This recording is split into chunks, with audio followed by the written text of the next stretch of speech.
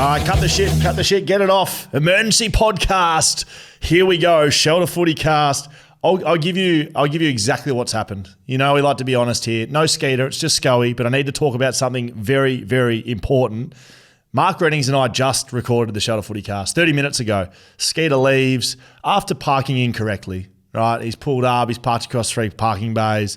He's banging on about this and that. You know, US elections going. We're not going to talk politics, I promise. You'll see that episode tomorrow. But West Coast and Freo fans, huge news coming out of the AFL just now. Breaking, our good friend Ryan Daniels breaking this news. I'm going to read straight from his tweet, from the horse's mouth. A landmark deal will see the North Melbourne Football Club play 2 home games a year in WA for the next 3 seasons. That is correct. The WA state government, the AFL, and North Melbourne are set to sign an agreement with the Roos, who will sell 2 home games to Western Australia, delivering financial relief for them and fixture relief for the West Coast Eagles and the Freo Dockers. Here's how it'll work. North Melbourne will travel to WA in the middle of next season, stay for 2 weeks and play 2 games. They'll host West Coast and Fremantle, with 1 game to be played at Optus Stadium, the other set to be in WA's southwest, with Bunbury's Hands Oval, the likely destination. How about Busselton? The Southwest Stingers. I think we need to start pushing this Shelter FootyCast, fans. Get the game to Busselton. Anyway, that's the key to this deal. It ties in with Western Australian Tourism, promoting direct flights from Melbourne to Busselton. Shout out Busselton, the home shelter, with Kangaroos fans likely to take the trip west. Now, the game at Optus will see North earn $1.2 million. The state government contribution for the Southwest game will take North's purse to over $2 million, as we spoke about the other week on the podcast.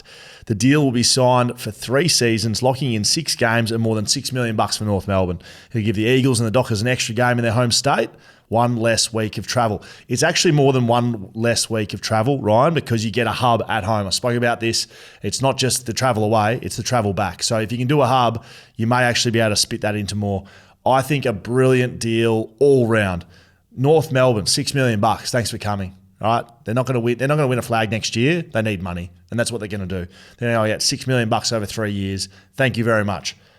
West Coast win, Freo win. They play less games away. They have to play in Busselton. Great, even better. Stop off at Shelter. Have a couple of beers after you get a win or a loss, whatever you need to do. Misery drinks are just as good as celebratory drinks. Both are served at Shelter in Busselton. So West Coast and Freo win, and I think.